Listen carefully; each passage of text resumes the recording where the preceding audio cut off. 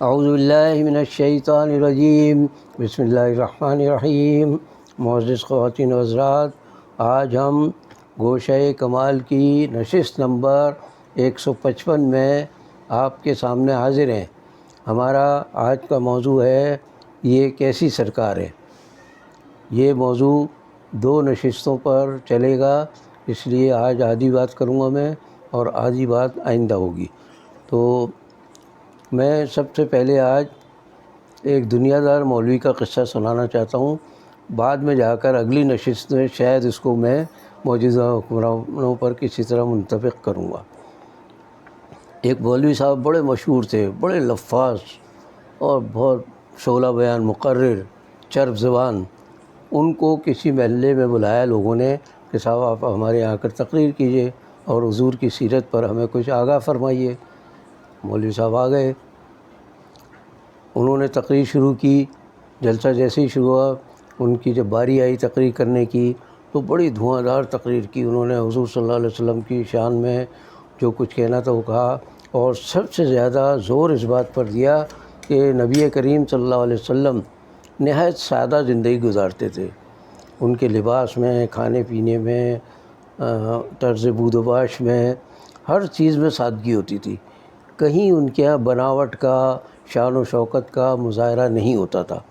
وہ اتنی زبردست انہوں نے حضور صلی اللہ علیہ وسلم کی سادگی کی داستانیں بیان کی۔ اس کے بعد تقریر جب ختم ہوئی، جلسہ ختم ہوا، تو مولوی صاحب آئے کھانے کی میز پر۔ اچھا، معتمم جو لوگ تھے، انتظام کرنے والے، انہوں نے سوچا کہ بھائی ہم نے تو ان کے لیے مرغ اور قورمے اور پتہ نہیں کیا کیا چیزیں پکائی ہیں، بریانی اور حلوے اور مانڈے جو بھی ہو سکتے تھے ہم نے ان کے لیے پکائے، لیکن مولوی صاحب تو حضور صلی اللہ علیہ وسلم کی سادگی بیان فرما رہے تھے۔ اب اگر ہم نے ان کے سامنے ہی کھانے پیش کر دیے تو ناراض ہوں گے کہ آپ نے سنا نہیں میں تقریر میں کس طرح حضور کی سادگی اور ان کے سادہ زندگی کی باتیں کر رہا تھا، اور آپ مجھے ایسی چیزیں کھلا رہے ہیں، مطلب یہ کہ آپ مجھے سنت سے دور کرنا چاہتے ہیں۔ تو انہوں نے بیچاروں نے جلسہ ختم ہونے سے پہلے جلدی کر کے سادہ دال اور چاول اور اس طرح کی چیزیں پکوائیں، اور جب مولوی صاحب آئے دسترخوان پر تو وہ ساری چیزیں ان کے سامنے رکھ دیں۔ یعنی پہلے جو پکایا تھا بہت مرغن غذائیں اور کھانے، وہ سب ایک طرف کر دی انہوں نے، اور دال اور سادہ چاول وغیرہ ان کے سامنے رکھ دی، چٹنی وغیرہ۔ اب مولوی صاحب بیٹھے کھانے کے لیے، انہوں نے نظر دوڑائی ادھر ادھر۔ اللہ معاف کرے، مجھے کہنا نہیں چاہیے، لیکن ہمارے ملک میں مولوی حضرات کھانے کے بڑے شوقین ہوتے ہیں، اور اسی لیے میں اکثر کہتا ہوں کہ شاید ہی کوئی مولوی مجھے دبلا پتلا نظر آتا ہو، کھا کے خوب موٹے ہوتے ہیں۔ تو خیر، اب جب مولوی صاحب آ کر بیٹھے دسترخوان پر، انہوں نے دیکھا کہ یہاں تو کھانے کو کوئی ایسی چیز ہے ہی نہیں، تو ظاہر و قطار رونے لگے، بری طرح رو رہے۔ لوگوں نے پوچھا بھائی ہوا کیا ہے یہ؟ تو ذرا اپنے آپ پر قابو پا کر کہنے لگا میری کیا مجال، میں گستاخی کروں کہ حضور صلی اللہ علیہ وسلم کو مقابلہ کروں؟ آپ اگر سادہ زندگی گزارتے، سادہ کھانا کھاتے تھے، سادہ لباس پہنتے تھے، تو ہماری یہ مجال کہ ہم حضور کی شان کے مطابق ہم چلیں اور ان کا موازنہ کریں۔ تو لوگ سمجھ گئے کہ عجیب مولوی ہے، حضور نے تو جو کچھ کیا، جو کچھ فرمایا آپ نے، وہ سارا آئندہ نسلوں کو سبق سکھانے کے لیے تھا، اور یہ اس طرح سبق سیکھ رہے، کہہ رہے کہ نہیں میں حضور کا کیسے مقابلہ کر سکتا ہوں کہ ایسے مرغن ایسی سادہ غذا کھاؤں ان کی طرح۔ بھائی ہم تو دنیا دار لوگ ہیں، حضور کا مقابلہ ہم تھوڑی کر سکتے، تو ہمارے تو اسی طرح کھانا لائیے جو آج مروج ہے آج کے دور میں۔ تو پھر انہوں نے معتممین نے سارا کھانا ہٹایا اور جو پہلے پکایا تھا وہ ان کے سامنے رکھا۔ تو یہ قول اور فعل کے تضاد کی بہترین مثال ہے۔ یہ لوگ اکثر بیان کرتے، سارے مولوی حضرات علماء کرام پر یہ صادق نہیں آتی یہ بات، چند ہیں جو دنیا دار آپ دیکھتے کیسے رنگ برنگے لباس پہن کر ٹی وی پہ آتے ہیں، روزانہ کپڑے بدلتے ہیں، ٹوپیاں ان کی عجیب ڈیزائن کی، اور جبہ و قبہ بھی ہر روز ہی بدلتے ہیں تقریباً جب ٹی وی پہ آنا ہوتا ہے ان کو۔ تو یہ اور بیان کرتے ہیں حضور صلی اللہ علیہ وسلم کی سادگی، تو ظاہر پر آپ کے سادگی نہیں ہے اور زبان پر آپ سادگی ظاہر کر رہے ہیں، تو کون آپ کی بات کو مانے گا؟ اسی لیے علماء کرام کی، اکثر علماء کرام کی تقریروں کا عوام پر کوئی اثر نہیں ہوتا۔ تو ہمارے یہاں کی جو سرکار ہے اس کے 2-3 نام ہو سکتے ہیں آج کل. جو سب سے پہلے تو یہ ڈمی سرکار ہے، یعنی اصلی سرکار نہیں ہے، عوام کے منتخب نمائندے نہیں ہیں، یہ خود منتخب ہو کر مسلط کیے گئے ہیں عوام پر. کس نے منتخب کیا، کیسے منتخب کیا، کیوں منتخب کیا، یہ صیغہ راز میں تو نہیں یہ باتیں، لیکن اب بیان کرنا فضول ہے ان کا. بس اب 3 سال تو ہی مسلط، 2 سال اور کسی طرح گزارنے ان کے ساتھ، تو اس لیے اس کو ڈمی سرکار بھی کہتے ہیں. پہلا نام ایک تو اس کا ہی ہے.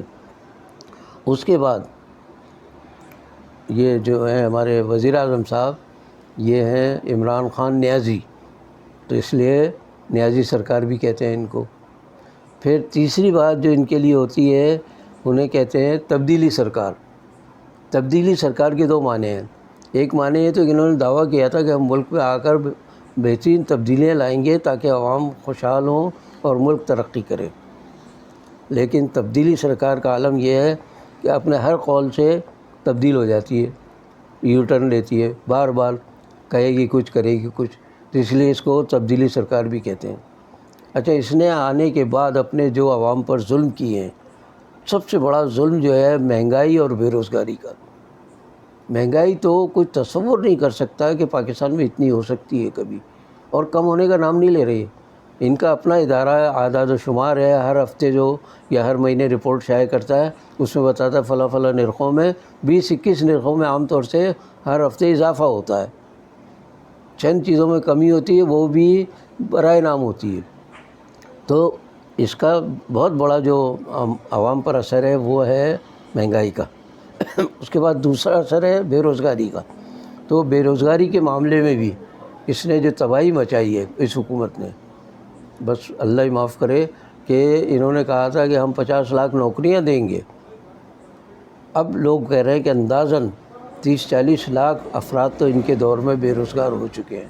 مکانات کی تباہی اور بے دخل کر کے لوگوں کو بے گھر کرنا، یہ بہت سے معاملات ایسے ہیں جن پر مسلسل گفتگو ہوتی رہی ہے، لیکن یہ لوگ جو ہیں چکنے گڑے ہیں، ان پر کوئی اثر نہیں ہوتا. میں ان کی ان حرکتوں کی وجہ سے جو تعریف کرتا ہوں، جو لفظ ان کے لیے استعمال کرتا ہوں، وہ ہے موذی سرکار. موذی ایذا دینے والے کو کہتے ہیں، تکلیف دینے والے کو کہتے ہیں. انہوں نے اپنے اقتدار میں آنے کے پہلے روز سے آج تک لوگوں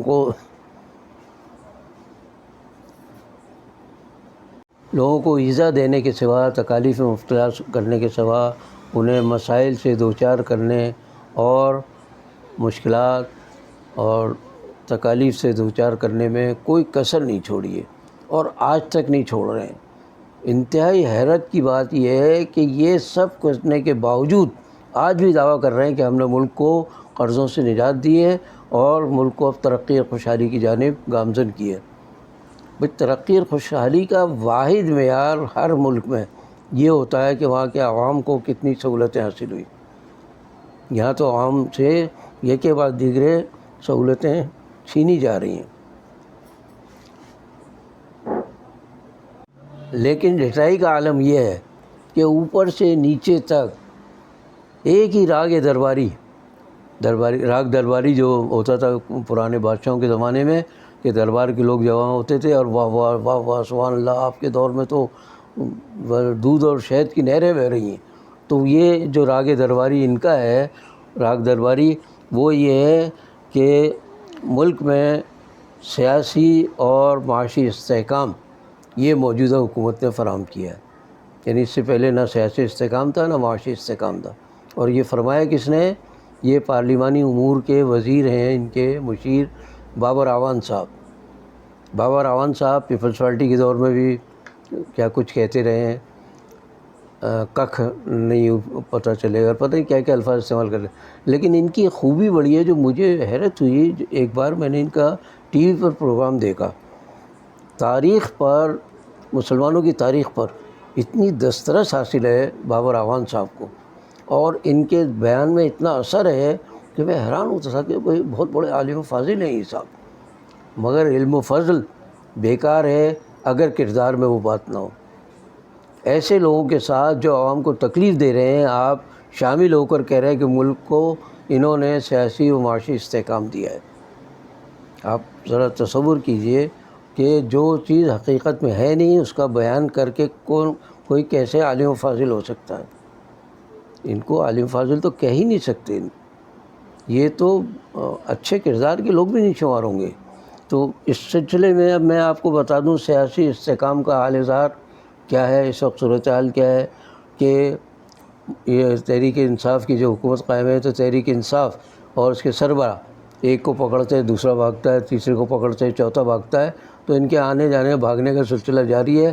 ایک دوسرے کے خلاف بیان بازی بھی کرتے ہیں، برا بھلا بھی کہتے ہیں ایک دوسرے کو، اور واضح طور پر دو گروپ ہیں ان کے یہاں۔ اس کے علاوہ مزید جو چھوٹے ذیلی گروپ ہیں وہ اپنی جگہ ہے۔ تو ان کے یہاں یہ جو پکڑنے بھاگنے کی بات ہے اس کو کنٹرول کرنے والی ایک شخصیت تھی ان کے یہاں، جہانگیر ترین، جو ان کو مالی امداد بھی بہت فراہم کرتے تھے، جس کے نتیجے میں عمرانی، نیازی یا جو بھی حکومت کہیں آپ، اس حکومت نے ان کو پورا موقع دیا کھانے کمانے کا۔ آٹے اور چینی کا بحران کر کے ان لوگوں نے جو مال کمایا، اس کے بعد جہانگیر ترین صاحب کو کسی وجہ سے الگ کیا گیا، یہ خود الگ ہو گئے کہ بس بہت کما لیا، تو وہ لوگوں کو پکڑ پکڑ کے لانے کے لیے مشہور تھے۔ تحریک انصاف میں جو بڑے بڑے نام نظر آتے ہیں دوسری جماعتوں کے، وہ سارے وہی ہیں جو جہانگیر ترین صاحب اپنے ہوائی جہاز میں بٹھا کے لاتے تھے، عمران صاحب کی خدمت میں پیش کرتے، لیجیے صاحب 2-4 لے آئے اور بکرے پھانس کے میں 2-4 مرغے اور لے آئے میں پکڑ کے۔ تو اس طرح ان کے اندر جو جمع ہے۔ اچھا، صاحب کا کیا فرمان تھا؟ ان کا فرمان یہ تھا کہ جناب مجھے الیکٹیبلز چاہیے، الیکشن سے پہلے کی بات کر رہا ہوں میں۔ الیکٹیبلز کی اصطلاح انہوں نے جو استعمال کی اس کا مقصد یہ تھا کہ مجھے تو وہ لوگ چاہیے جو انتخابات میں کامیاب ہونے کی صلاحیت رکھتے ہوں۔ اب کامیاب ہونے کی صلاحیت کیا ہو سکتی ہے ہمارے ملک کے انتخابی نظام میں؟ وہ یہ ہے کہ کوئی غنڈے، بدماش، سرکاری لوگ جو ریٹائرڈ ہو گئے ہوں، اور اوپر اقتدار کے اداروں کے لوگ جو ریٹائر ہوئے ہوں وہ، اور اس کے علاوہ جاگیردار، زمیندار، وڈیرے، نوکرشاہی کے لوگ، یہ عوام پر اثر ڈال کر اور کسی حکومت کو بناتے یا بگاڑتے ہیں۔ تو یہ لوگ جو ہیں یہ قابل انتخاب قرار پائے عمران صاحب کی نظر میں۔ تو الیکٹیبلز، کہ مجھے تو الیکٹیبلز چاہیے جو الیکشن میں کامیاب ہو جائے۔ اب کیسے کامیاب ہو اس کی انہیں غرض نہیں ہے، اور کس طرح کے لوگ کامیاب ہوئے اس سے بھی ان کو کوئی مطلب نہیں۔ بس میری پارٹی کا اقتدار میں آ جائے، میں نے 22 سال کو جھک تھوڑی ماری، اتنی سے جو محنت کی ہے، اب میرے اوپر ہما سر پہ بیٹھنے والا ہے تو مجھے الیکٹیبلز لا کر دو۔ اور جہانگیر ترین صاحب نے اس سلسلے میں بے مثال خدمات انجام دی ہیں۔ اس کے بعد اب آپ دیکھیے کہ جب وہ چلے گئے، بار بار آتے جاتے رہتے ہیں، وہ کہتے کہ نہیں میرا اختلاف نہیں ہے، کبھی ان کی سرکاری جماعت کے لوگ کہتے ہیں کہ نہیں ہمارے ساتھ ہی ہیں، لیکن عملاً وہ اس وقت علیحدہ ہے۔ اس علیحدگی کی وجہ سے اب وزیر اعظم صاحب کو خود متحرک ہونا پڑا ہے، اور وہ سندھ میں اپنی جماعت کو زیادہ مقبول بنانے کی کوششوں کے لیے بڑے لوگوں سے، بڑی شخصیات سے رابطے کر رہے ہیں۔ اب رابطے کرنے کے دوران ایک انکشاف یہ ہو رہا ہے کہ اب شاید سندھ کے گورنر کو بھی تبدیل کر دیا جائے، اور جو نئے صاحب آئیں گے کسی اور جماعت کے، جو کئی جماعتوں میں وہ خدمات انجام دے چکے ہیں، کئی حکمرانوں کا ساتھ دے چکے ہیں، وہ ارباب غلام رحیم ان صاحب کو گورنر بنانے کا امکان ظاہر کر رہے ہیں سیاسی حلقے، کہ اپنے ان کے جو عمران صاحب ہیں، عمران اسماعیل صاحب، ان کو ہٹائیں گے اور ان کو بنائیں گے تاکہ سندھ کے شہری اور دیہی علاقوں میں ان کے اثرات سے کام لے کر وہی الیکٹیبلز لائے جائیں آئندہ الیکشن کے لیے، اور سندھ میں تھوڑی سی ان کی جماعت کو جو بہت غیر مقبول ہے وہ مقبولیت حاصل ہو۔ اب جن لوگوں کے نام اخبار میں آئے میں نہیں لینا چاہ رہا ہوں، ایک سے ایک چھٹے ہوئے لوگ ہیں، وہ بھی ان سب کو لا رہی ہے۔ تو کیا جماعت ہے یہ؟ کیا قوم کی خدمت کرے گی؟ کیا ملک کے ترقی کے لیے کام کرے گی، جب سارے وہ لوگ لائے جا رہے ہیں دوسری جماعتوں کے جو اپنے علاقوں میں، اپنی جماعتوں میں بدنام ہیں، نہایت بدعنوان ہیں وہ، اور غریب عوام پر جو مظالم ہیں ان کے، وہ سارے عوام کے سامنے ہیں۔ تو ایسے لوگ لائے جائیں گے جو آزمائے ہوئے ہیں لوگوں کے، اور کیونکہ انہیں تو صرف الیکٹیبل چاہیے، کسی اور صلاحیت کی ان کو ضرورت نہیں ہے۔ اب رہا معیشت کا حال زار، اس سلسلے میں اول تو فارسی کا مشہور مقولہ ہے کہ صورت بے بھی حال مپرس، میری شکل دیکھ لیجئے، مجھے حال پوچھنے کی ضرورت نہیں ہے۔ ملک کی جو حالت ہے وہ آپ دیکھ لیں، اس لیے کہنے کی ضرورت ہی نہیں ہے کہ معاشی حالات کیا ہے، لیکن اس پر انشاءاللہ آئندہ اس میں گفتگو کروں گا۔ اور اس کے ساتھ دنیا دار مولوی کا جو میں نے قصہ بیان کیا تھا، اس کو موجودہ حکمرانوں سے جوڑ کر کچھ نتائج اخذ کرنے کی کوشش کریں گے۔ یہ انشاءاللہ آئندہ نشست میں ہوگا۔ اس وقت تک کے لیے مجھے اجازت۔ میرے پروگرام کو سبسکرائب کیجئے، لائک کیجئے اور شیئر کیجئے۔ باقی بشرط زندگی باقی۔